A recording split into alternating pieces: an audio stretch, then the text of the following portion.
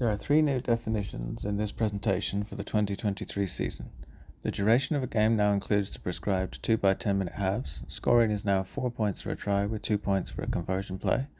And in the tackle, the referee may call release to prevent excessive wrestling, and clamping the attacking player is considered excessive contact. The rest of the presentation remains the same. Hi everybody, we are welcoming you to the Cross League Referees course. There's sort of 47 slides, and there'll be some slides will be just self-explanatory, others will need a bit of explanation and perhaps some discussion when we get a group together. But for now, it'll be me, Des Foy, presenting with Declan Foy. That's me. Some comments. Adding some comments. Yes, very good. Okay, so Cross League, written with an X, but pronounced Cross League. It's a limited contact rugby league version, and this is our referees course that we've put together for 2022. There's the hashtag League for All. So what is Cross League? Cross League is a limited contact, small-sided version rugby league. It can be a stepping stone out of and into full contact rugby league, and a social version of rugby league with the emphasis on skills and fun. And do you want to go through that? Yeah, so just to sort of explain whereabouts it is on the sort of spectrum between touch and full contact. It's much closer to touch than it is full contact. The tackle is made by touching the ball. There is contact allowed, but it's very, very limited. I think that we probably need to emphasize that quite clearly as referees, that it's limited contact rugby league and not semi-contact or contact, which people can get carried away with what is allowed and what is not allowed.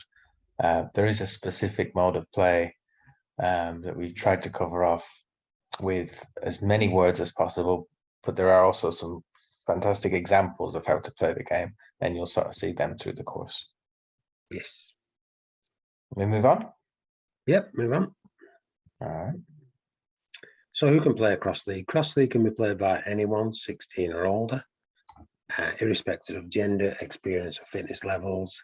All players should register with the RFL, and that's to play Cross League under the RFL. You need to be registered, and we've set the age limit as the youngest is 16, but obviously in a club setting you could have your under 14s playing your under 15s, or your under 10s playing your under 12s, or a mixture of all your kids who are playing. So it doesn't mean that Cross League is limited just to 16 and up. It can be played by anybody really, but the registered version with the RFL, if a club's using Cross League, their players should be 16 or over, and they should be registered with the RFL. Yeah, and I think that the point about being registered is like a permanent one right now. Obviously, last year was the first year people had to pay for a social membership with the RFL. Yes.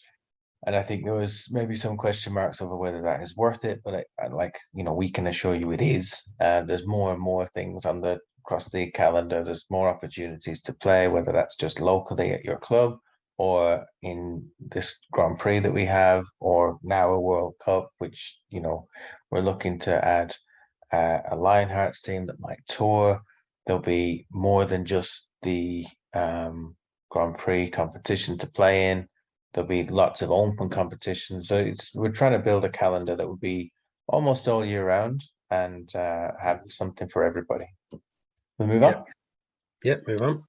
All right. So the ethos of Cross League.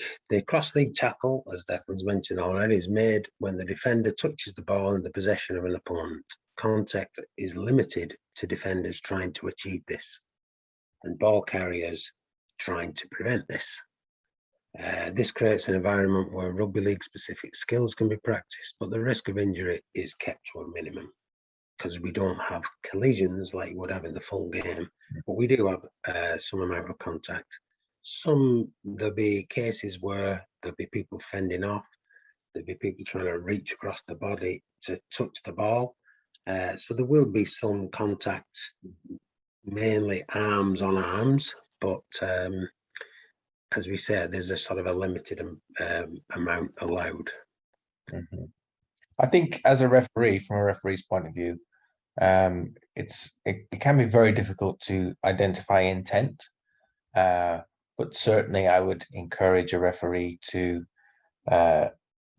like call it as they see it. If they do recognize intent, even if they're Yes.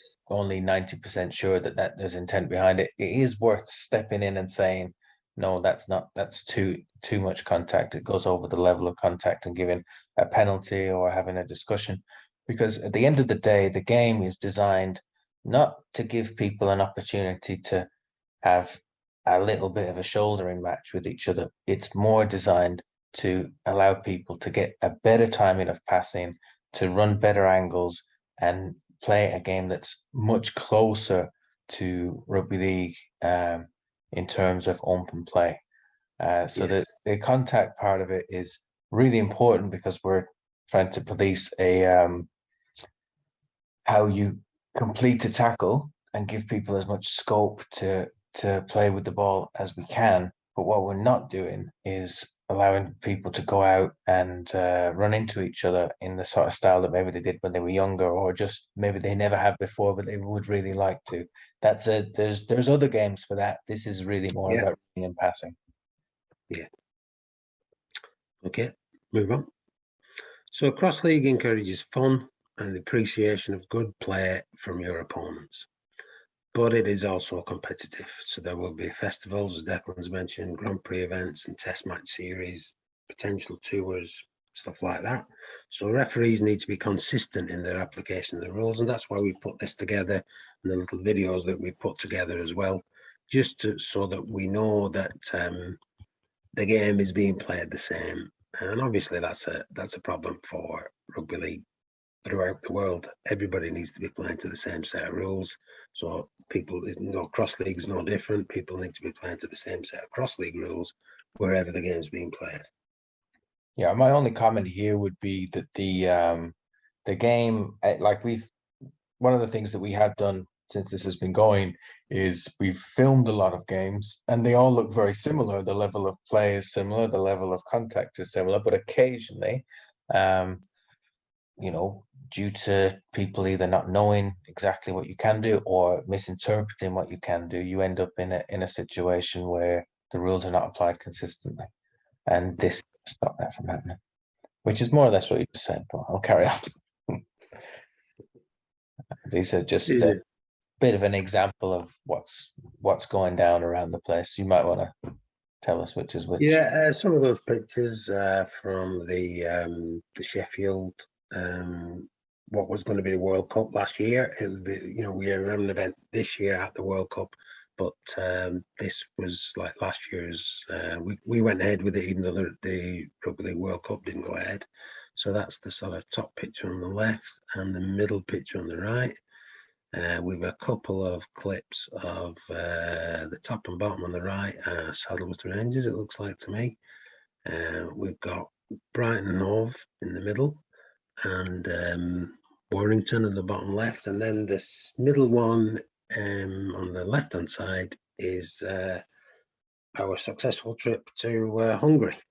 They've used Cross League to try and promote the game over there. And we took some lads from St. Anne's and an Irish team over there, and really enjoyed it. It was great. It's a great place to visit. And I think that's probably the most important picture here, because if we can have Hungarians, Irish lads, and St. Anne's lads playing in Hungary, where some people are speaking different languages and very much in different accents, and have a competition of very consistent games. I think if you look at the videos there, the game was refereed almost like to the letter amongst the sort of the participants and the referees. Then obviously it can be done anywhere. You just need to make sure we all know what we're doing. Yes. So cross-league encourages referees to participate in social cross-league games. And what we're trying to do is to get encourage referees, not to just see themselves as the referee and the us and them thing.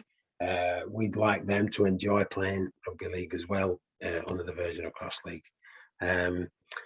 What we also have, which might enable this to go, is to happen, is that social games can be controlled by captain's agreement. So each team appoints a captain who sets the defensive line, keeps the tackle out, basically acts like a referee, and they make calls about errors and infringements. You'd have one on each team, and they would they act as sort of referees. It's similar to how you would control a game in training, a game of touch or whatever, but we just formalised it a little bit. So I don't know how deep we go into this captain's agreement on this next slide, Dave. Do you? Yeah, I'll flick it on. We don't. Okay. Okay. Well, can I just make a little point about that? I think that Yeah, go on. Go. important to align You can yourself. edit this. Well, I don't think there's probably any need. I think we can probably carry on talking. I think the thing with this captain's agreement is it's very important way of learning the game for everybody, because you can see how the game sort of develops as you go, as you get a little better at it, and as people start to become more tactical with it. So yeah, I think coming in absolutely cold as a referee, having only refereed other games, then try to referee a competition across league might be difficult, but being part of a club or team that is playing week in, week out, you get a much broader understanding of what may or may not happen. So yeah, the calls that keep happening, I suppose that's the thing, isn't it? Yeah. So what we've said is that cross-league referees will apply the international rules of rugby league in full, unless there's a specific cross-league rule for that instance. What we're doing here is we're sort of building cross-league referees on top of people who've qualified as referees with the RFL or whichever governing body they're with. So that's what we're saying. It's the basic rules of rugby league. We don't need to mention everything. We don't need to say if a ball goes forward, that's a forward pass, things like that.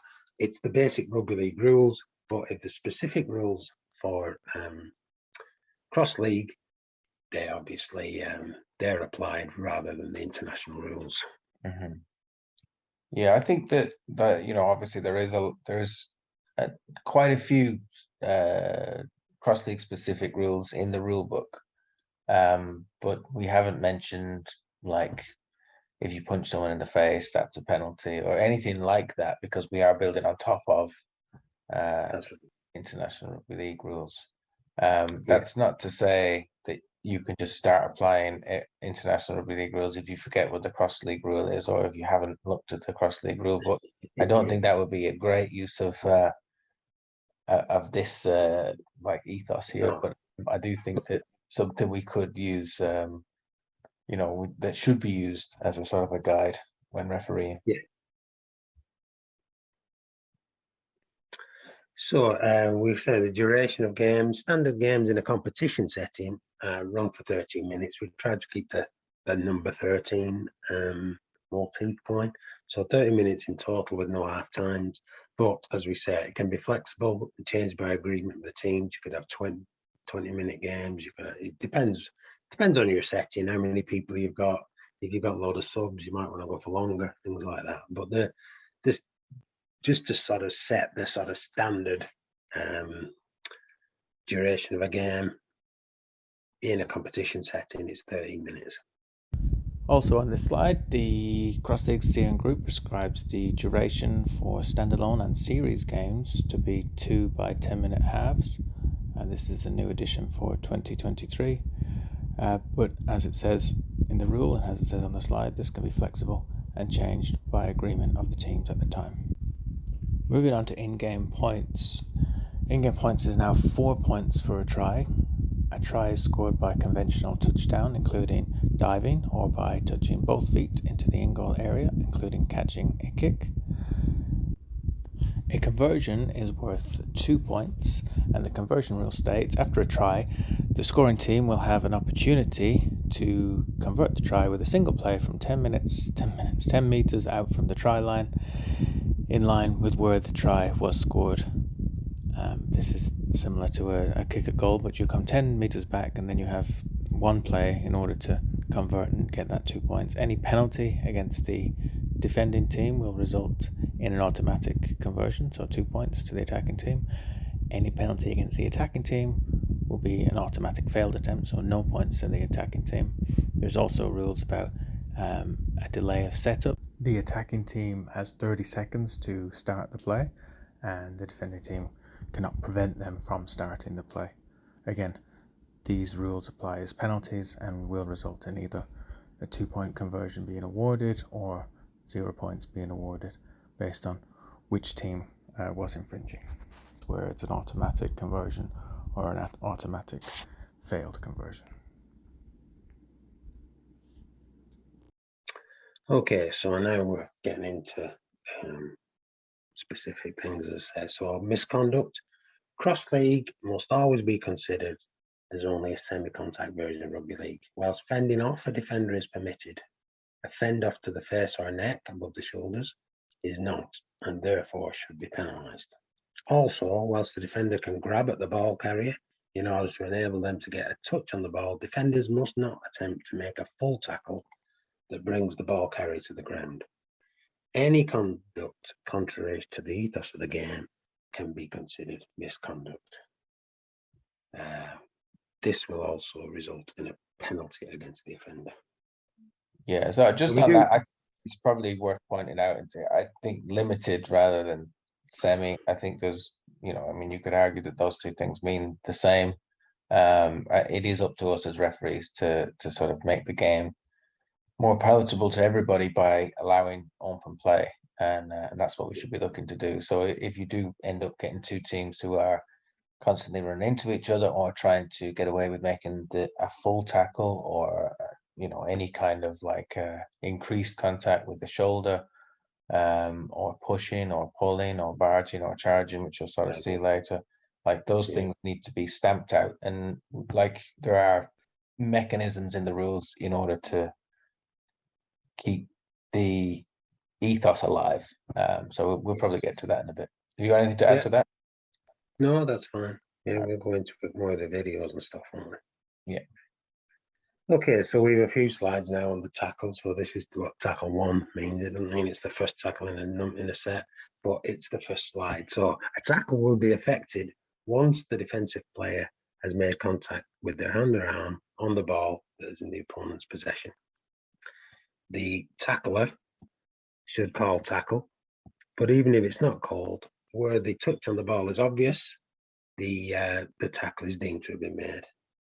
Other forms of contact with the foot, the leg, the shoulder are considered dangerous and should be penalised. I think that's for itself. So it does, yeah, because there's more to go as well with that. So tackle 2, honesty is to be encouraged, and even though rule bending is part of most games, it is to be discouraged in cross league. If a defender says that they made a tackle on the ball and the ball carrier disputes it, the referee will, unless they're 100% sure that there was no tackle made, accept the defender's call. And there's no arguments, oh, you never got me, and all that blowing up or anything like that. You just say, I'm taking the word of the defender. If the defender's lying, well, hopefully his teammates will sort of get onto him, because what you get is that everybody would probably start lying. So you just need to sort of just be firm that you think you got it as well. Like obviously, if somebody's 5 meters away and they shout that they got the touch, they definitely didn't get the touch. So you're 100% sure that they didn't. So you can just tell them not to be claiming a touch when they didn't make one. But yeah, we're just trying to encourage that bit of honesty, and it makes the game flow a lot better rather than that, because you could easily, I've seen it in tag and touch as well, you could easily have disputes every tackle. Did you get the ball away before the pass and things like that? So so that's why we've put the onus here on having faith in the honesty of the defender. And then and the other thing would be that it's 100% sure there was no tackle. So if you're only 99% sure there was no tackle, you would still call that as a tackle. And I think really we're looking for a good clean game with lots of clear passing and beating people cleanly, We're not looking to sort of ruck our way through the middle and then No. a sneak over from 5 meters out. That's not Yeah, really it's not about fine margins and the extra 1% and all that. It's clear cut quality rugby league that we're looking for. Mhm. Okay, so tackle 3, the third one. So when a tackle's been called, the defender may keep their hand on the ball for a short period to slow the play of the ball down, but this cannot be done as a second effort. So do we have videos of this? I think we do, don't we? Possibly We're just I'll try and bring them up in a second, but the main thing here is that it's all done in one motion, and it's not done by a secondary defender or a third defender even. yeah, and that does sometimes happen. If you get to the tackle and you're not quite sure had the ball been touched by your teammate, there is a temptation to sort of wrap them up, hold that ball, and stop them playing it. Now, if that person has said they made the tackle, the person on your team, then you're not really allowed to that. That's, if you think of just from the international rules perspective, that's interference at the play of the ball. The tackle's already been made. Your second effort is like messing around on the floor or leaving your hand in and stopping the ball being played. So the first person that gets there, if it's all in one motion, they can wrap the ball up and they get a couple of seconds to help their teammates get onside.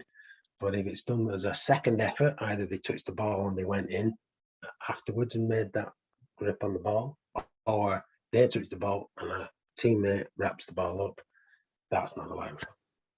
Yeah, just to sort of like to explain why not say, oh, there's no wrapping the ball up. That's not happening at all. The sort of the way touch goes and the way a lot of games go, really people are looking for the fastest play of the ball possible. So what we didn't want is that people would volunteer their touch, so actually touch the ball off the defender themselves and then get a quick play of the ball. This holding the ball in as sort of combat that. So we have sort of a much more rugby league like scenario when you do play the ball, and the speed of the play of the ball and the distance between the players when they're receiving the ball is all sort of as accurate Yeah, to the full game. yeah. So and what we're sort of saying on that, can you just go back? Mhm. What we're saying on that is that a team that does make those sort of tackles, excuse me, a team that does make those sort of tackles will benefit, just as a team that in the full game would slow the play of the balls down. They would benefit as well from giving their teammates time to get back on side. But if they push it too far, then they get penalised. But it's a sort of like a USP, unique selling point of cross league in that it makes it different to touch and tag. So that's why we've added it in. So tackle 4 then says, in the interest of safety, a tackle can also be called when a player is surrounded or enveloped by defenders, or if they fall to the ground. So that means if their knee or elbow touches the ground. So we don't make any, if somebody stumbles, we don't have to pile in and still try and touch the ball. We just, that counts as a tackle. They can get up as fully as they want and play the ball. But yeah, as we said, it's in the interest of safety, really. Yeah, and then the other thing, again, getting back to the ethos of it being clean cut rugby with good angles and good passing, that being surrounded by defenders and saying enough is enough. There's been too much like it's wrestling here. Like that is why we said to Okay, so marker. So what we say is there's one optional marker you're also allowed. tackled. There may They not must have stay been square full until the touch on the dummy ball, half but has there's cleared too the many ruck. bodies involved in And that this means contact that area for it to the be dummy considered half has fair. picked up the ball and either made a passing motion or taken a step with the ball. So that's slightly longer than the full contact version of the game. I think we do say in the rules as well that if there's nobody there to pick the ball up, the defence still can't move. But the team in possession can't deliberately delay that getting to the ruck just to waste time. Yeah, I think it again plays into the ethos. We're looking to give people enough room and enough time to play the best Yeah. football that they can, and that's what it's all about. So, Yeah, and often the marker can be an absolute killer. If there's a slow play of the ball and a quick marker, then you finish up your using all your setup just around the play of the ball. So okay, we'll move on. So now we're describing contact. A defender can, whilst attempting to get to the ball, pull the shirt or pull or push at the ball carrier's arms when dealing with an attempted fend.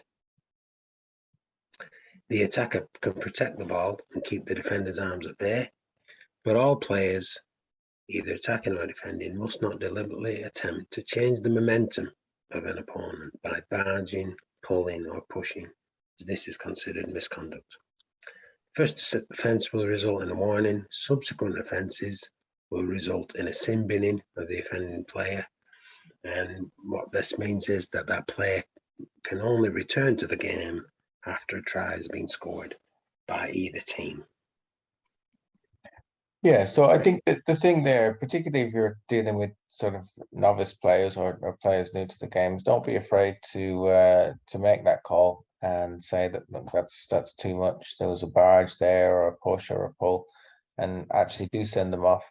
They come back on after the next try. Tries tend to be plentiful. You've made your point, and then we can sort of have a much more ethos aligned game, I suppose. Yeah, You know, I think that there's sort of two scenarios. Is one, the players would have given away a try because it'll be 7 against 6, and they, or their team scores a try, and they've scored the try without them, and there's a sort of an embarrassment factor to that too. So whoever yeah, is they feel that they missed out on it. They're not that important. So hopefully that gets their conscience to stick to the rules in future. it's a small penalty. It shouldn't affect like games outcomes particularly that much, but it will stamp an authority on the game and stop people from, you know, pushing the envelope when it comes to contact. Yes. So we got some video clips. Let's hope Okay. They work. see if they work. Okay, so I'll talk about, so what we have here is barging and charging. They're offensive sort of penalties, and then pulling and pushing, which are defensive normally. I mean, you could argue that there's some of these things can happen either way, but we'll just demonstrate what barging is first. Yeah. So that's using the upper body to push through the tackle. And keep driving on. Yeah, you're pushing the defender back by, it's the sort of putting your bumpers up, like you would say, but what you've done, the tackle's made there, and then you're still trying to pinch yards by pushing them back. There's really no need for those extra few steps and that elbow and forearm into the chest. Like the tackle has been completed. There's no way you can promote the ball from there, but you're basically just taking out your frustration on the defender. It is how I would sort of characterize. Yeah. And then charging. There's a bit of sound to this one. That's again, it's very similar. But the thing with charging is that you're taking excessive steps towards the defender. So you're picking someone out more or less to run at, which is sort of... You've no intent. You're not trying to get to their side where you're trying to draw them and pass or anything. You're just running charging into the defender. Yeah. So if you just like watch what, you know, obviously this is me and Des doing the... I think on that one we tried to show with the charging that the tackle actually hasn't been made because I don't touch the ball, but I'm wrapping you up. But you're still not allowed to keep charging through me.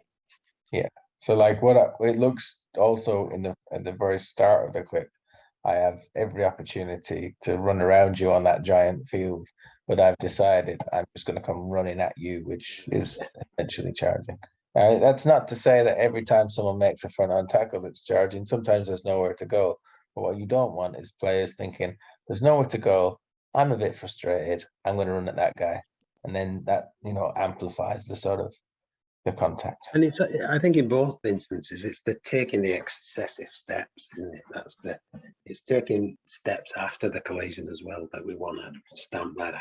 You know, if you're in a situation where you have to take the ball into a defender because there's nothing on, you take it into the defender touches the ball, and you play your ball.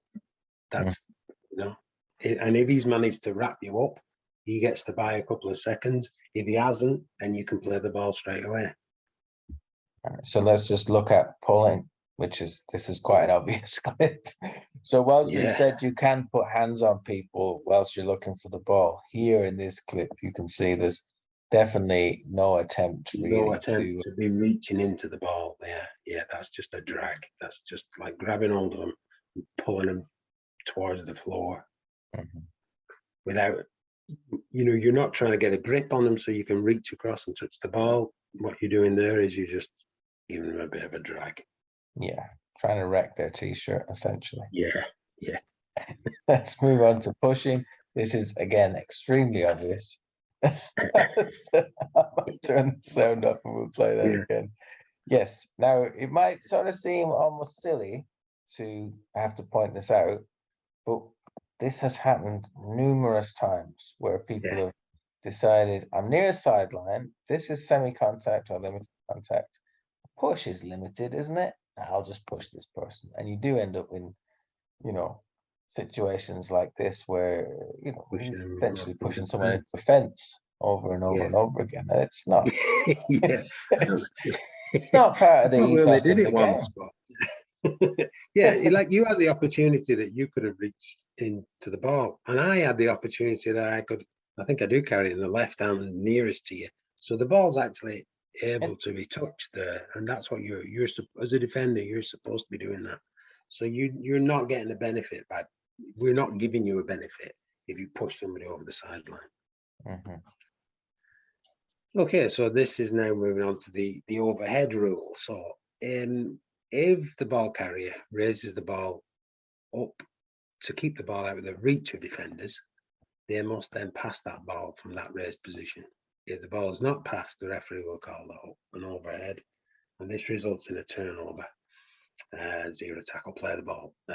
Obviously, I think that's the first mention of it here. But anytime there's a penalty, we don't actually give tap penalties. We give zero tackle, play the balls. Turnover, zero tackle, play the balls. Or if it's the other team that made the error, it's just a zero tackle, play the ball for the team that was in possession. But in this case, what we sort of found with this was that when we first started playing, tall players in particular saw a benefit of holding the ball up above their head out of reach of the defender. So we had to put a stop to that. We said, this is what we came up with. So as I said, the definition of overhead is when all of the ball is raised over all of the player's head. Like it says there, this rule was added to prevent players just carrying the ball out of reach of defenders. Sometimes it's a tough one to call. Like people might want to force their arms through to try and get a pass on the other side of the defender. They might carry it up near their head, but this is an instance when they're actually deliberately lifting it up above their head so people can't reach it. I think it's worth pointing out here that it's an overhead carry is the penalty, not lifting it over the head. You can lift it over the head so long as you pass it. That you will see that quite a bit where people will lift it and throw it over the top. It's when they bring it back down again that that you call that's when the offence occurs, not when they lift it up, but when they don't pass it from that position or bring it back down or try to carry it in that position. Okay, so now again with a series of ones on the play of the ball. So the play of the ball should be made by rolling the ball back with the hand and if necessary pushing the ball back to the dummy half with the foot. It's your standard sort of rugby league play of the ball. Seems to be enforced a little bit differently in Australia than it is in Super League, but we tried to sort of make it fall between the two really. If the game suddenly changed, the international rules said you definitely have to touch it with your foot, then we'd be saying you definitely have to touch it with your foot. But the play of the ball is a fundamental sort of skill of rugby league, and I think we should try to encourage it.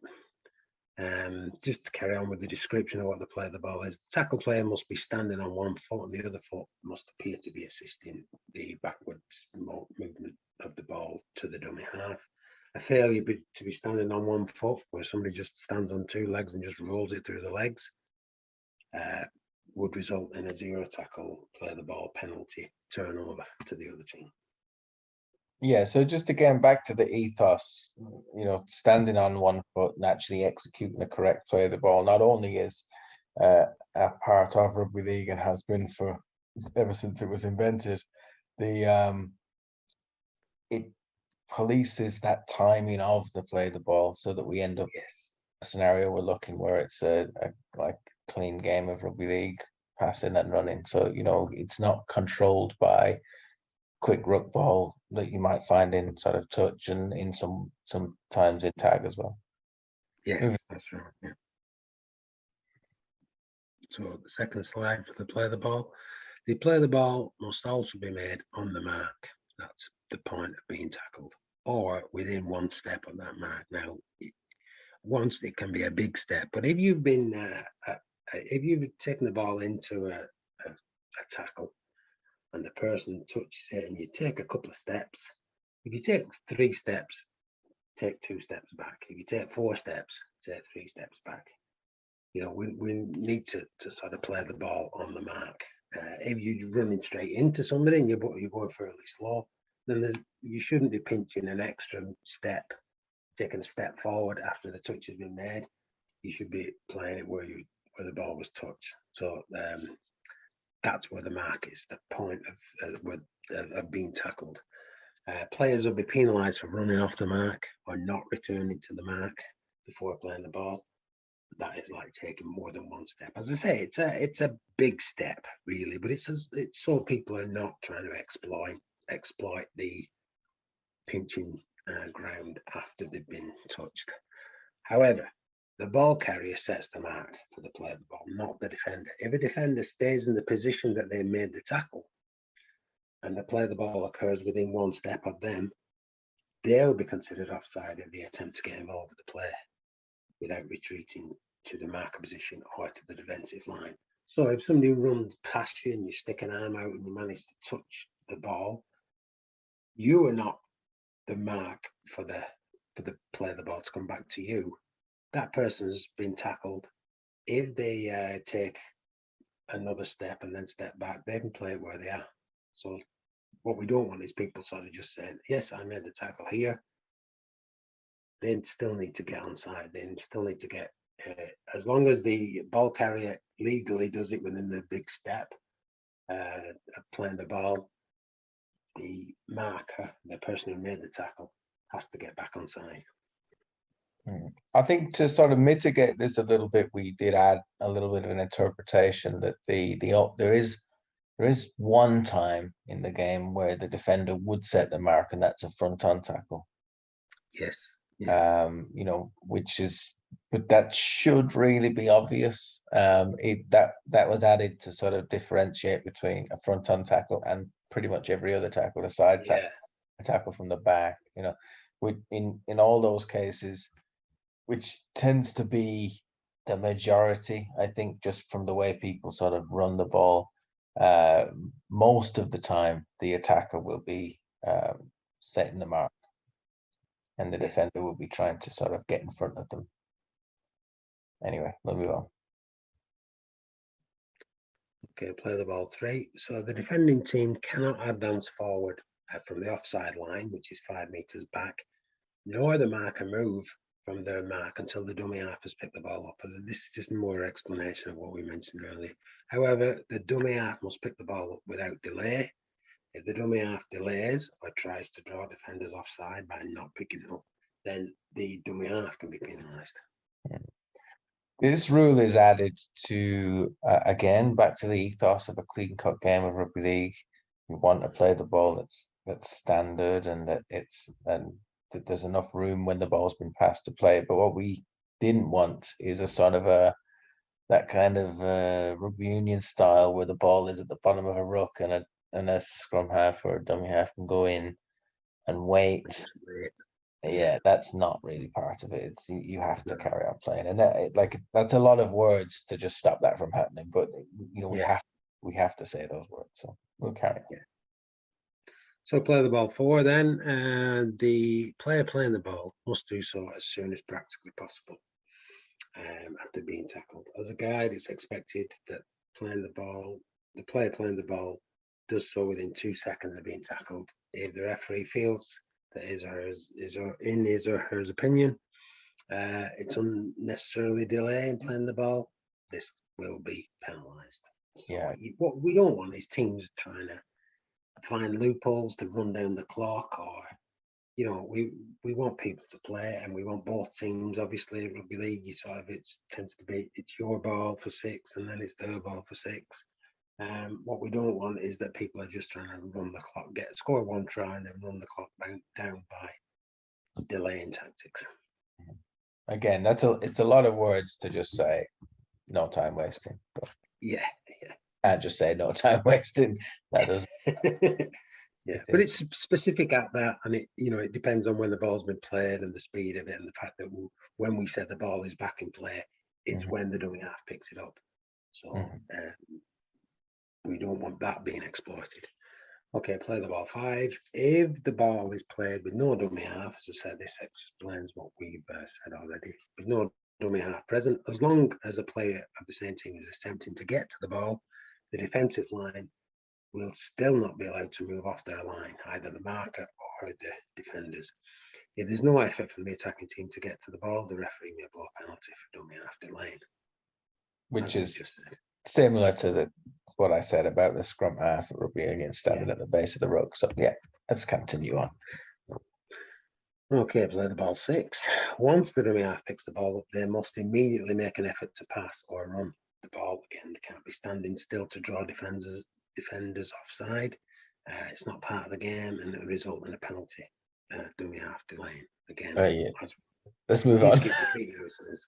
Yeah, keep repeating ourselves on this, don't we? A little bit, yeah. If the ball carrier is tackled between the 5-meter line, so this is a new one, the 5-meter line and the try line, the play of the ball takes place back on the 5-meter line, unless it's the last tackle, in which case a 0 tackle play of the ball turnover takes place on the 5-meter line. So there should never be a play of the ball inside the 5s. It's either on the 5, attacking, or if you're coming out from your own line, even if you've made the turnover just before the try line, you get the ball back on the 5. Yeah, I mean that's a pretty simple one. I think that might be the rule in some other variants where you have to go back to the 5. So obviously it's not part of rugby league, but it just keeps the teams apart, doesn't it? And stops that sort of jumping over from dummy half. Yeah, obviously again, back to the like we're trying to make a clean cut game of rugby league that mimics the real game. Like what you would create by playing it from 1 yard out would be a very unfair advantage, and the dummy half could just dive over without ever really being challenged, and it just doesn't work. So back to the 5, play some football from back there. That's the way it goes. So mishandling. Any accidental forward pass or drop ball, whether it travels forward or not, results in a turnover. 0 tackle play the ball. The loose carry video and discussion will follow this. What determines a loose carry? The restart of a new set of 6 is to be started upon the ref's whistle or the captain's call. There's no quick restarts allowed. Normal rugby league rules apply to the advantage situation. So if you've made a mistake and then somebody intercepts it and then throws a pass that goes on the floor, they're not going to be penalised because you made the initial mistake. So there's an advantage situation in that case. Do we have videos for this? No. Let's mishandling. Okay, that next slide must be missing. So I'll just cut here. Let me see if I can bring them up. I don't know how that happened.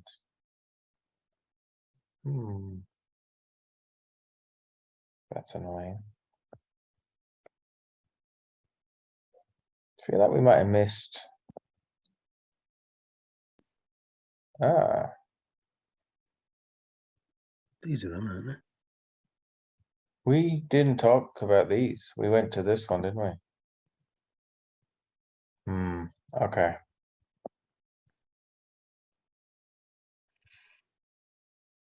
Shit. Okay. You know when we did this bit, we went to the 20th and just skipped the 19th. Oh, I see. And we don't actually have videos for. But don't these videos show? There's no loose carry bit in this, I don't think, is there?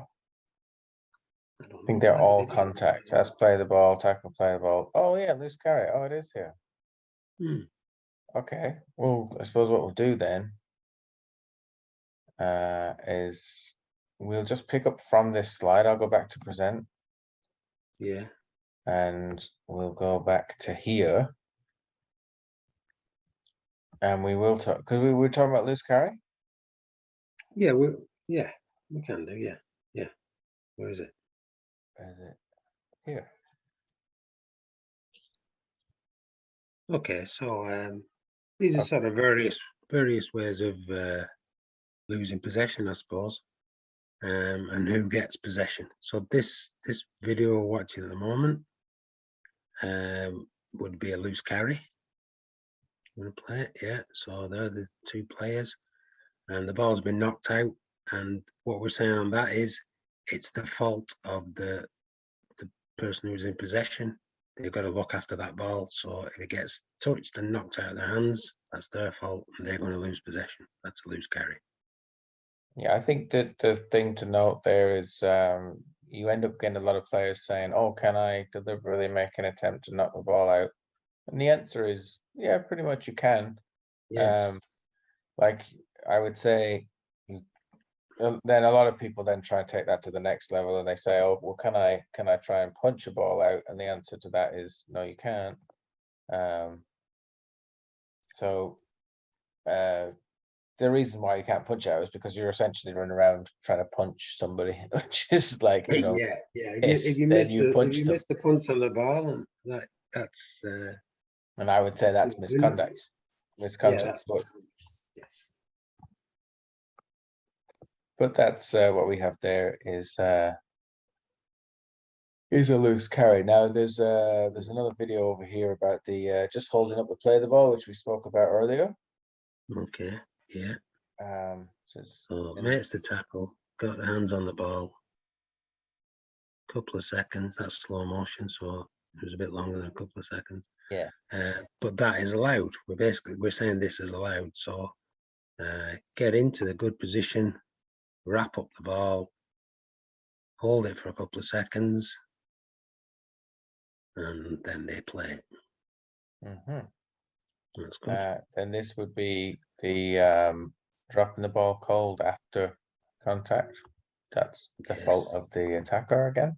So that's it. The person's been tackled there. They got to play the ball, and they drop the ball before the ball's been brought back into play. So that's a ball carrier problem. So you'll have a zero tackle play the ball to the other team. This is how a normal play the ball should work, and this sort of explains a little bit about like when it's played, and then you can't go around until it's been picked up. That's right. So whilst we have a tick there, because we've got no dummy half coming to pick it up, I actually am not allowed to run around there. There's only two of us there, so but, yeah. So that ball would be back in play, but I can't go because there's no dummy half to pick that up. And then just which one haven't I? Okay, so this is a little bit of contact that is sort of contentious, but is allowed. It's the sling tackle. Yeah.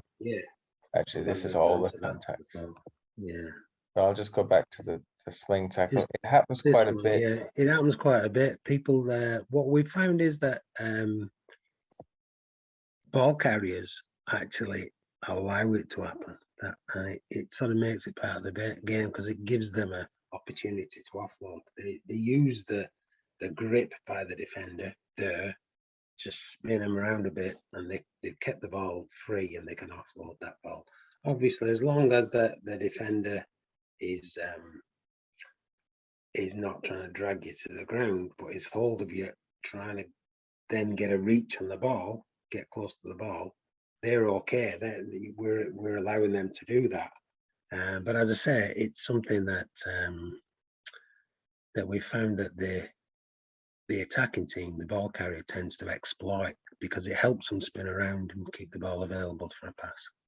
I think that as a referee, you probably could argue that some of that is like pulling, like it's very close to pulling. Oh, sorry, just Yeah, well, I mean, it's very similar to that other video, but if you think on the other video, I that's think she's dragging you down. Yeah, that's the because I'm not making an attempt to reach for the ball. Now, what's happened in the other video where you're spinning around and you've got the ball available, you got me in a bad position. You beat me, and you're looking to offload.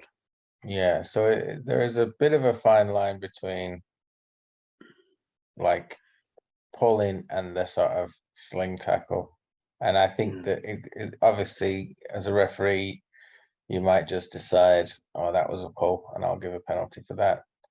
But I would encourage you to let the play develop. Yeah, well, in a way, yeah, that's the thing. If somebody gets to a position where they're able to offload the ball, then you're really giving them advantage, aren't you? You Yes. don't need to give them a penalty. You're letting the advantage go. Yeah. The defender was supposed to be trying to reach in for the ball, didn't quite get there. Dragged them a little bit. Now, if the drag is successful and they don't get the offload in, you could just restart the count. You could restart the count because you're giving a penalty against the pull to the ground. You know, you're giving the penalty for the pull rather than letting the advantage go for the offload. Yes, exactly. So okay, I think we've explained that enough there. There's probably a bit of editing for me to do, but I think that worked. So this is starts and restarts. This has all been lifted really from the rule book, the rules. The game starts and restarts after a try with a tap in the centre of the field. Tap-offs after a score are performed by the non-scoring team. If a ball is kicked dead or lost in the in-goal area by the attacking team, the ball is turned over to the opposition and play restarts with a tap, centre field 5 metres out from the try line. Similar to a sort of a 20-metre tap in the full game. A zero tackle play, the ball restart takes place at the site of any mishandling errors or 5 metres in from the sideline if the ball or the player has gone into touch, or where the sixth tackle has been completed. If there's a diffused kick in the in-goal area, again, similar to the full game where you come out to the 20, you come out to a 5 metre tap centre field. And by diffused, do you mean caught on the full with 2 feet in the in goal? No, I don't. I mean, caught or touched in flight. Okay. We've got more details on that. All right. There's a table here which explains every event, every restart, restart type, and where that restart would take So we place. go through these one at a time. Me, then you, that sort of thing. Let's try it. Start the match starts with a tap. Where does it start from? Halfway line. Yeah. After a try, tap, halfway line. Pretty simple. Yeah. So ball is kicked or passed or run over the sideline. What's the restart type? It's a zero tackle play the ball. Where does it happen? 5 metres infield in line with where the ball went out of play. The ball knocked on, it's a zero tackle play the ball where the knock on occurred. Pretty simple. Foul play, zero tackle play the ball where the foul play occurred. Again. Offside, zero tackle, play the ball where the next tackle in the sequence occurred. Might want to explain that a little bit. Yeah, go on then. Explain it to me. So so if we're saying offside, we'll only ever give the penalty for offside if the tackle then has been You're completed. right. Yeah.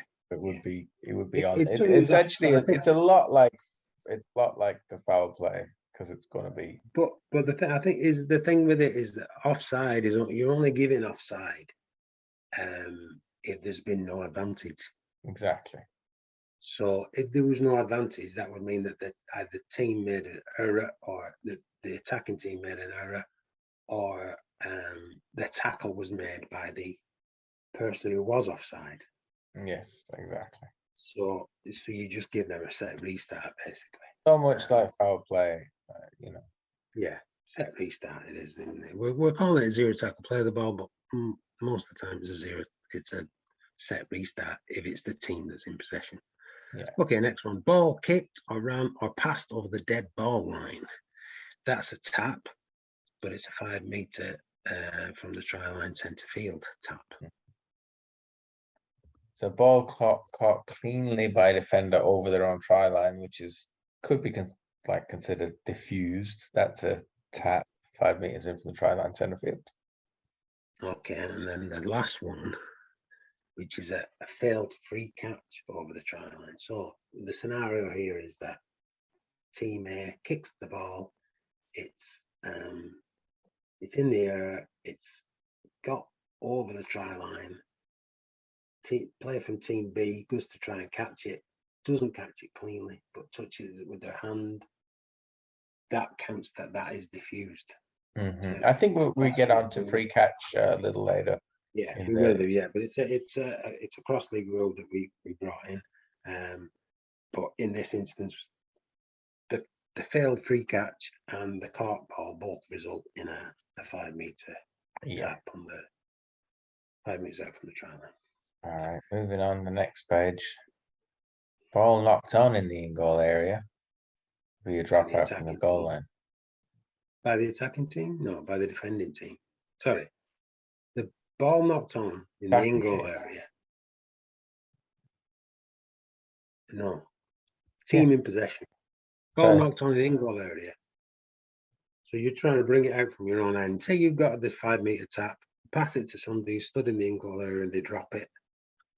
They made a mistake in the in-goal area. So it's a goal line dropout. Probably never happened in the history of cross league. I think I might have seen it once. Yeah. All right, player tackled in the in-goal area as a dropout from the goal line. Again, if you had a slow, like if you think of it, you're starting with your tap on the 5, you've got your opposition defenders 5 meters back. So there's 10 meters between the defenders and the person that you're saying has got the ball in the in-goal area.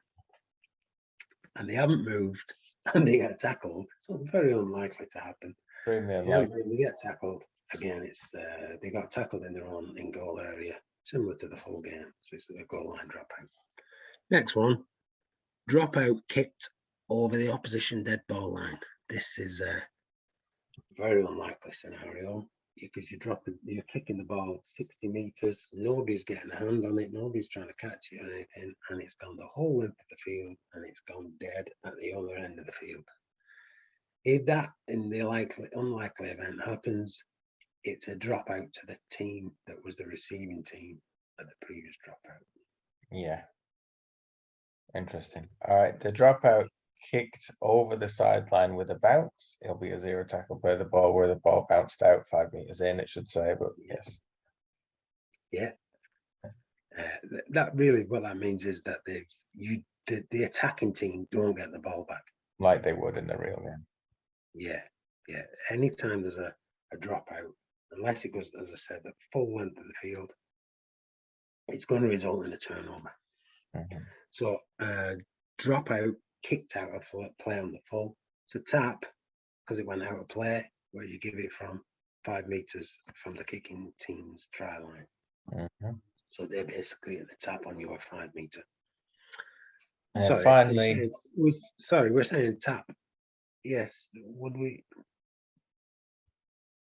Yeah. that's a I think there's dropout no kicked idea. out on the full is a Drop tap. out, kicked out on the full. Start with the tap. Yeah. Okay. It's the only other time we start with the tap, isn't it? Tap on the 5 meters. Tap after a try. Tap after a drop out that goes out on the full. And then the final one, general kick, kicked out of the play on the full. That's a 0 tackle play the ball from where the ball was kicked, which is very simple. Ball back, basically, isn't it? That's the sort of call that people use. Ball back because it went out on the full. So we just go further into kicking. So what we're saying about kicking, unlike in some other versions of rugby league or version of touch tag, that sort of thing, there are no restrictions. Now, that means anybody can kick it any distance, any type of kick. The free catch rule. So if a kick is not successfully caught, but it's touched by the hand of the player on the non-kicking team, it's deemed to have been diffused and a turnover will occur where it was touched. If a player from Team A kicks the ball and a player from Team B does not attempt to catch or even touch the ball with their hands, but instead kicks the ball, they then become the kicker, and the player from Team A need only touch the ball with their hands for them to get possession back. So if a player catches a ball cleanly and plays on, the next tackle will be a 0 tackle. But if they play on and they make an error, they will deem to have taken advantage and then lost possession. And therefore, the team that kicked the ball originally will get the possession back with a 0 tackle, play the ball. So what we're saying there is they've taken their advantage. So if they play on, they take their advantage. That's play on, fair enough. If they take their advantage and then mess it up, they're not still getting the ball back. It's not a free play as such. Now, like we said before, the free catch rule, we brought this in to stop teams just getting to the end of their sets and just banging the ball at players so that they'd knock on. So what we said was, because we had some novice players playing at the start, and we might get that anytime you're playing cross league. It's rather than exploiting that and a team just managing to get set after set after set with the kicking the ball hard at somebody and then not catching it cleanly. We said even if they make an attempt with their hands, that counts. They're going to get possession. Yeah. When the catch ends. Yes. So just on this, on the kicking, the free catch, there was a question about what constitutes a catchable kick. That if it was a grubber kick and it had bounced, then the free catch wouldn't apply, which is not true. A catchable kick is any kind of kick and any kind of catch, whether then you're just picking it up off the ground or whether it's in the air. Yeah, it's playing at the ball with your hand in an attempt to try. Well, it's not even in an attempt to try and catch it, but that's why we differentiated the hand touch on the ball rather than the kick. Rather than just have somebody, the ball's on the floor, I'll just kick it out of play or whatever. If you do that, then you're the kicking team. So we tried to make it as clear cut as we can. And I think the other thing about the when the catch ends, a scenario that sometimes comes up is somebody goes to catch the ball, is unsuccessful, but then it lands in the hands of somebody else before it hits the ground. Yeah, from the opposition, that's not play on. It's that has the catch, the attempted catch has ended, and therefore the other team cannot just play on with the ball. Yeah, that's an important distinction. Once the non-kicking team attempted catcher puts their hand on it, touches it with their hand, that's the end of time. That's it. There's no carrying on from that. Yeah, you couldn't, once they've touched it, you can't then rub it off them in any way. Yeah. Okay, we'll move on. Yes. Obstruction. Obstruction, a very often a problem in the professional game. A player cannot deliberately use a teammate to shield themselves from being tackled. If, however, defender's direct route to a ball carrier is blocked by an attacking player without the ball, as long as that attacking player does not deliberately move to obstruct the defender, there is no infringement. A deliberate obstruction results in a zero tackle player the ball penalty turnover. So we've got point. Alternate tackle rules. We'll need to just to clarify that obstruction thing though. Under normal circumstances, it's there needs to be. I often use the phrase there needs to be an obvious drawback for the defender. You know that it's not sort of the. You know, you see that like there was a thing here in the yesterday in the NRL, and somebody went through and got in the way of a guy that finished up like at least 8 yards away from the ball, and the guy went in and scored, and they gave obstruction, and there was no chance he was ever going to get across there. So we're not going to be nitpicking at that and looking for reviews and get the bunker involved and all that. It needs to be a clear-cut obstruction done deliberately before you would award a zero tackle player the ball penalty turnover. I think my question here would be how much different is the cross league obstruction than the full tackle normal rugby league obstruction? I would have thought that in the community game, where you don't have, particularly say you didn't have touch judges from the clubs or whatever, if you're just a referee on their own, can't see absolutely everything, have to make a decision on their own, it'd be very much the same. The cross league interpretation and the community game interpretation would finish up to be pretty much the same if you've just got one man making a decision, one man or a woman, a referee.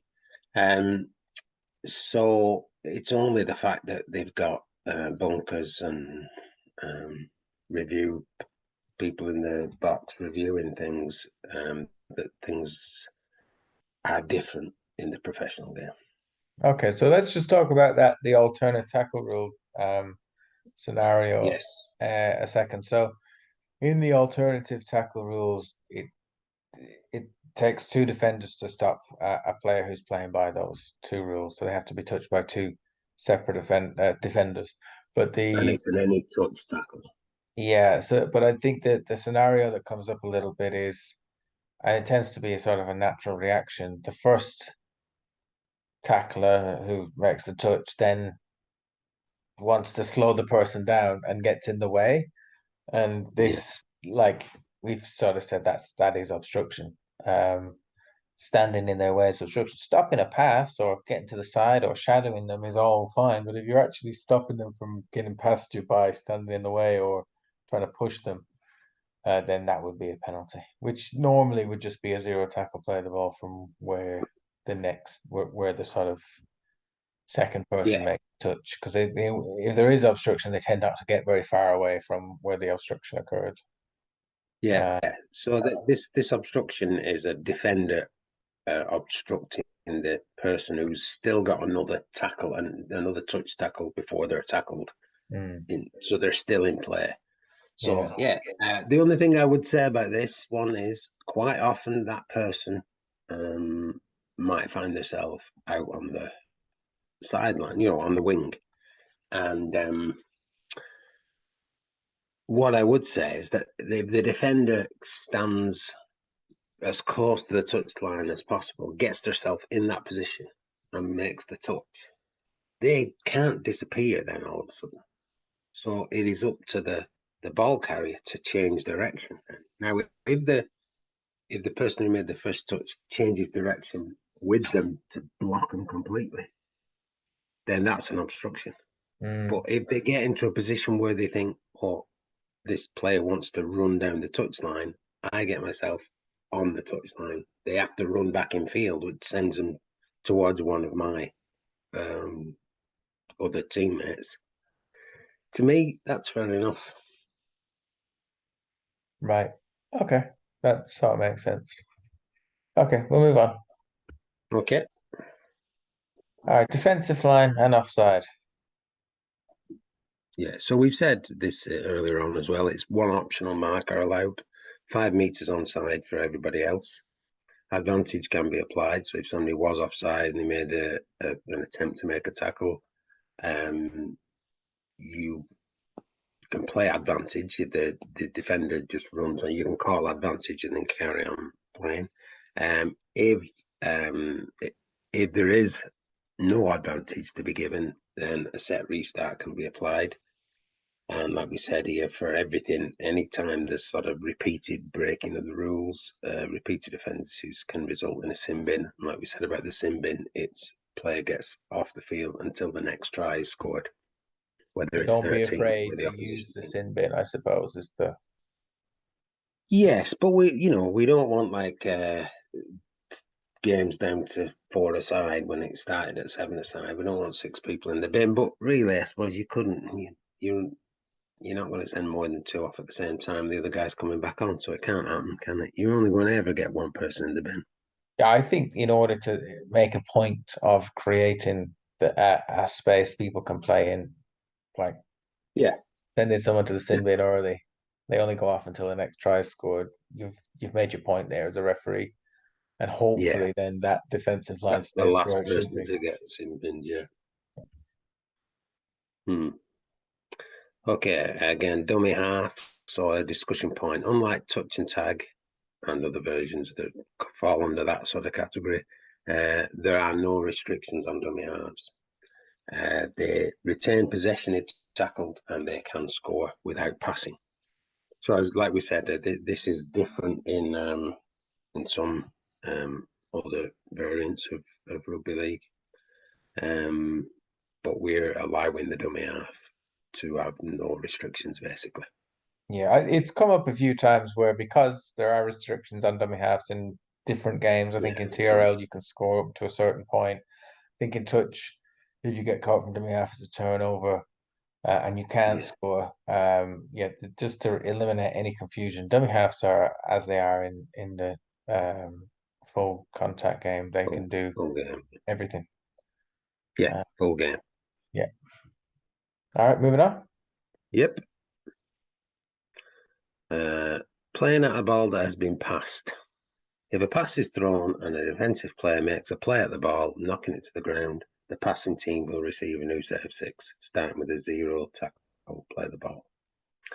If a pass is thrown and it hits a defensive player and goes to ground, it is deemed not played at. The passing team is responsible for the error, and this results in a 0 tackle, play the ball turnover. So it's happens sometimes down here in Kerry because we've had a lot of people who played rugby union. They think it's a sort of a major sin if somebody knocks a ball down. I'm always saying, oh, you get the ball back. If I'm knocking the ball down, you get the ball back. So don't worry about it. So it's just to sort of let people know that I mean, I saw it yesterday in NRL games. That right near the end there was just a stuck his hand out, knocked the ball down when there was a chance for a try on. Personally, I described that as, well, it was a bad pass. It was a bad pass that could be touched, or it could, give him half a yard. He could have intercepted it. So I don't see, it's just something like that's part of normal rugby league, and it's part of cross league as well. And as we say further on, the not played at is a part of rugby league as well. So if it just bounces off you, even if it bounced off your arm, if you're looking in the other direction or something and it bounced off your arm, that's still not your fault because you didn't play at it. Yeah, so just on this, I think that the I think one of the reasons that we've sort of honed in on this is because people are going for the ball, they tend to have their arm around where the ball would fly or where a ball is being passed from. So Mm. when they're coming in to make the tackle, you sort of there's a split second between what would be considered a loose carry because the ball was touched and then knocked out, Yes. and a ball being knocked down, touched in flight and knocked on by that defender as he comes in, so or she comes in. So the the sort of the guideline really is, was the ball in the air? If the ball was in the air Yeah, and it was then touched by a defender and hit the ground, then that's a knock on against that defender. defender. Um, if the ball was not in the air and still in the passer's hands and was knocked out, then that's a loose carry. And that's something that comes up It regularly, does. I would say, Yeah, like it does. It does. sort of once every And five or just as six we, knock-ons or like that. yeah, as we've said in earlier on, the well, we were sort of encouraging honesty of the defender. Did you get him? What I tend to do when I'm refereeing games is I'll say to the the passer, had it left your hands. Mhm. And if they want to lie about it, that's up to them. But you as I say, we're encouraging honesty. If they say, yeah, I'd released it, he knocked it down. So it's our sort of set restart. Quite often though, people say, no, it was still in my hands and he's knocked it down, so that's my fault. It's a turnover. Okay, moving on from there. So to the alternate Okay, tackle rules. yeah. So I'll go through it there. These rules apply for certain players to affect the tackle by simply making any touch on the ball carrier, the same as in touch. When these players are in possession of the ball, they are only deemed to be tackled when two different defenders make any touch tackle on them. The first defender cannot hold up this player until the teammate arrives to make the second touch, as we talked about in the obstruction. These rules have been extensively used to encourage greater participation for novice players and female players who don't feel comfortable with the level of contact in a usual cross-league tackle. Yeah, I think this slide sort of speaks for itself. Yeah, But I think the one of the things that you'll find is that some players can get frustrated where they're looking to sort of make something happen, and somebody playing by these alternate tackle rules comes in and sticks one hand on them and makes the touch. I think that it's something that people are aware of, so that there may be a time where we say we limit the amount of players who can play the alternative tackle rules to one or possibly two, but that would be a competition yeah, decision, so it would be done by the people involved. Um, yeah, it's a good rule to get people involved in cross league. I think also maybe down the line this rule would only exist in a sort of a social setting if there was a such thing as elite cross league in the future where we um were yeah. a bit more strict about the rules and allowed a little bit more contact or something like that, and we split our competitions into two divisions, which I can see happening in the future. Then this rule would sort of probably sit in very much on the sort of social So side of the yeah, competition. I'd agree with that. Yeah, it's often we have it because we had, as I say, we had quite a few female players down who hadn't played much when we first started off, and just to give them an opportunity to not just get tackled every time they touched it or be under pressure, that they could take the first touch and carry on, take the first touch and get a pass in. So it encourages participation. Yeah. Like say in a competition setting, we could limit it. You could say, look, you're only allowed out of your seven, you're only allowed two alternate rule players at any one time. Or you could say in this competition, there's two divisions. Some have alternate rule tackles.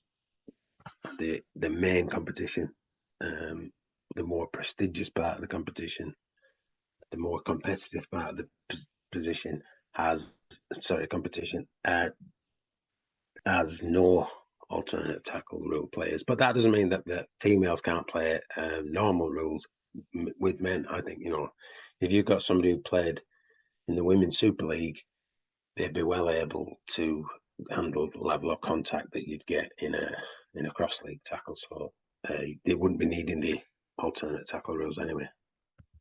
Okay, we'll move on. Discipline and refereeing. So control of the game can be done by the appointed referee or by captain's agreement. So what we say captain's agreement means that a player from each team sets the onside, calls out the tackle count, and calls out any mishandling errors or infringements. Each team will also appoint a vice captain. This enables the ref to play and be part of the club, as we mentioned earlier. There's quite a bit of repetition in some of these slides, but it's sort of just getting the points over. Like we said before, though, we would encourage refs to be players as well as refs, rather than the sort of us and them mentality that sometimes happens in the game. So most infringements are obvious, but if there's a dispute between the two captains, the decision is made by the vice captain from one of the teams, and that decision is indisputable, despite anybody saying, "Oh, that's out of order." You just say, "Look, get on with it." The vice captain said it was an error. We're doing that. The next time that situation arises, the vice captain from the other team, he gets to say what he thought the thing was, and again, his decision is indisputable, or her decision is indisputable. So the game is always meant to be played in the spirit of cooperation and fun, but in cases of repeated deliberate infringements or dissent, a player can be sin binned. And as we said, that's until a try is scored or sent off completely for the rest of the game. I think we want to avoid the sent off We do, but completely. yeah, because really, people have come to enjoy it. Now, if somebody is messing about and deliberately keeps breaking the rules, and you've told them and you've sin binned them, then you sort of got to say next time you're off completely and you're out of the competition. But we're hoping that people are not going to be attracted to cross league with that sort of attitude. So there we go. yeah, I think a lot of this stuff has been covered probably more by our comments than actual words in the slides. But yeah, I suppose that's because we're kind of, I suppose, living it a little bit where it's always in the forefront. So apologies for the repetition. So again, discipline refereeing, excessive contact rule. In the event of contact becoming excessive in the eyes of the referee or one of the participating captains, a warning will be issued to both teams. If the excessive contact persists, the remainder of the game will be played under modified touch rules. So both teams will lose one player, and the tackle will be affected by a one-handed touch. No markers are permitted, and the overhead rule is not applied. It's basically just saying if people can't play across league sticking to our rules, we're just going to have to revert to playing touch. And whilst we've put that in as because that's just the sort of ultimate sanction, I suppose. People have gone there to play across league. They don't want to be forced then to be playing touch just because some people won't stick to the rules. I think that the thing to do the thing about this is that it's really about the getting a game finished in a competition, which you can then talk about afterwards. So, with them being around the 13 minutes, presumably you would only end up playing, I don't know, 7 or 8 minutes maximum of touch, and then you can sort of off the field sort out your issues. But it's in the interest of getting games finished without any possibility of people getting like coming to blows or pushing and shoving each other. Yeah. Just trying to take the sting out of the tail of anything that might be happening. Yeah. I don't think it's ever been applied, but it's always there. No. No. This is a So simple one. yeah, just as in any community game or full game or anything, jewelry, watches, etc., should be removed, fingernails trimmed, and if there's any blood that needs to be cleared, and the player removed from the game until that's plastered it up or whatever. So simple. Yeah. Field dimensions. A regulation cross-league field will have a width of 40 metres and a length of 60 metres. Different dimensions can be played, but must be agreed by all parties before commencement of games. And this also may impact team composition. So what we're saying is, if you've got a field that's, you'd say you've got an artificial surface and it's only 35 metres across, you might go down to 6-a-side. If you've got a pitch that's bigger than that, you might increase that. So then we've moved on to team composition. So men's and women's cross league should ideally be 7 people on the field, plus up to 6 reserves. So that's just keeping the 13 motif. Mixed, whilst cross league can be played with mixed teams, all players need to be aware of the level of contact involved, as I've said earlier. If necessary, Rule 17.2 can be applied. On-field player numbers can be reduced if the field is considered to be too small. I said that already. Substitutions. Unlimited substitutions can be made, but these must be made from the middle of the field and on one side of the field between two substitution markers on the halfway. This is just the sort of standard, so you don't finish up having 8 players on at a time, that sort of thing. So players coming onto the field must not enter the field until the other players have crossed the sideline. Failure to abide by these rules. Say somebody jumped on, made a tackle, and you say you got 8 players on there.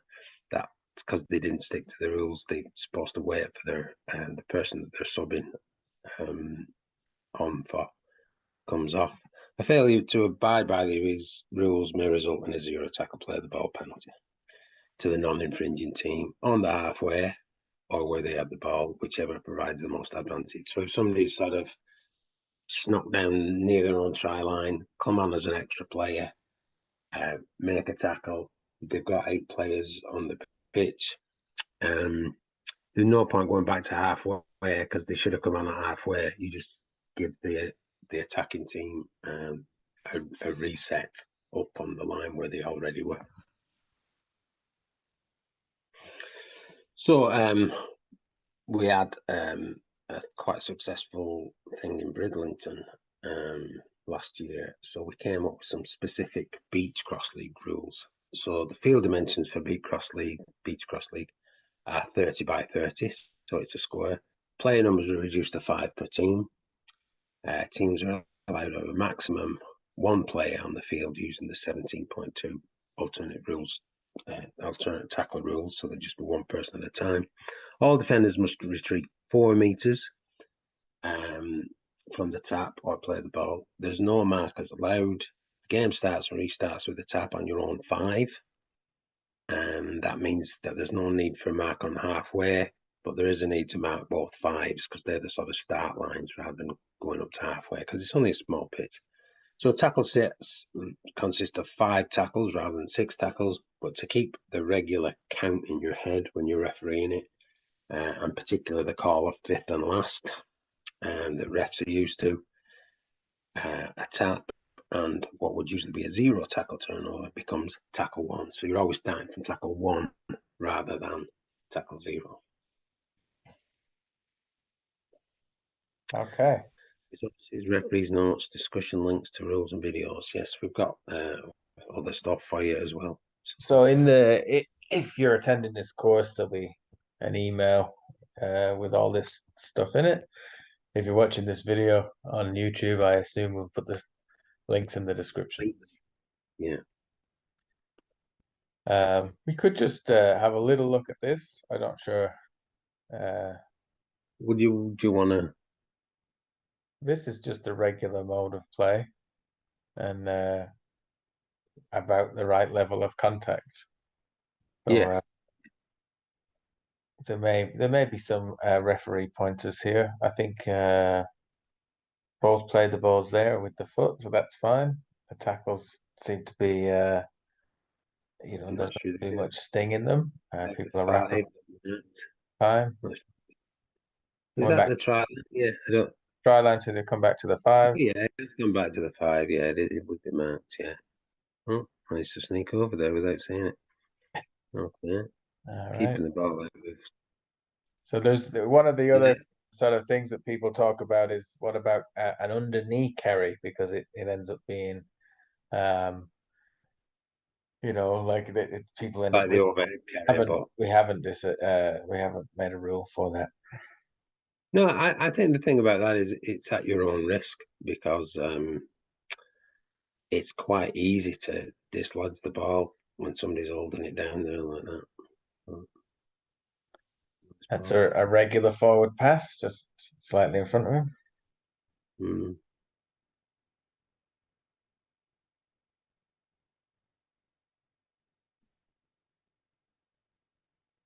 Sort of gone for the ball there. That was a little bit close to a full tackle, but fair enough. An overhead pass, which was fine because it was passed. Yeah.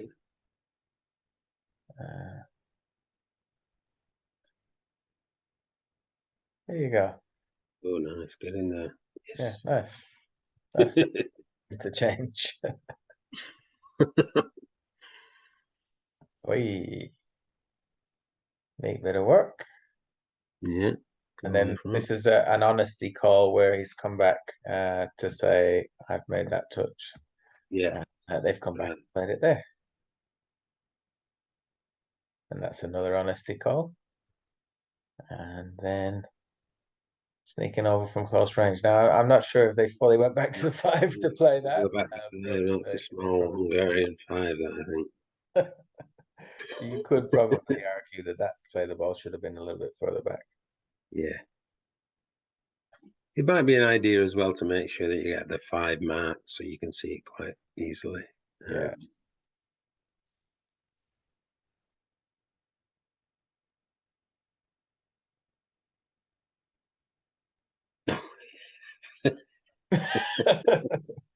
It's the run into the fence over there, I think. Oh, intercept. There you go.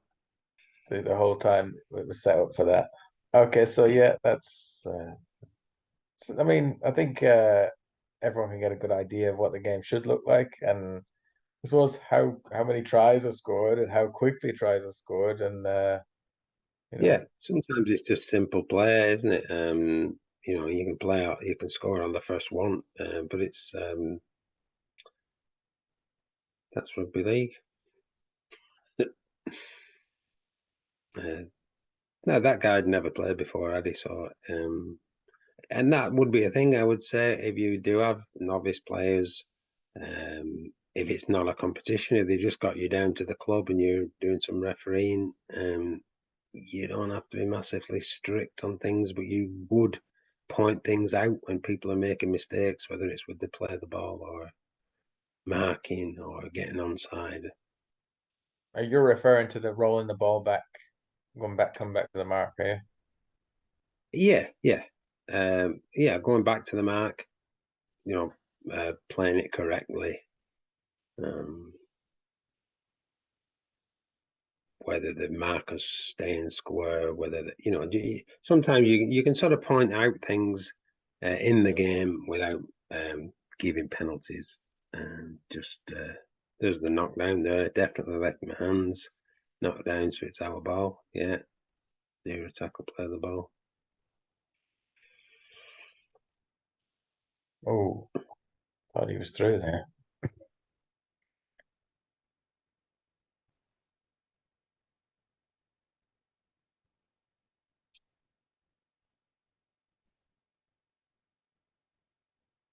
I think we're just about time up. I think the meeting will probably cut us off, so we might just sort of end it there. Oh, here's a kick. Let's see what happens from that kick.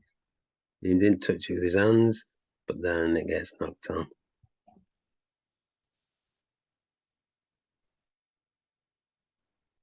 Might just cut it after the next try. Is it you scoring in the next one? Oh no, I don't think so. It could be.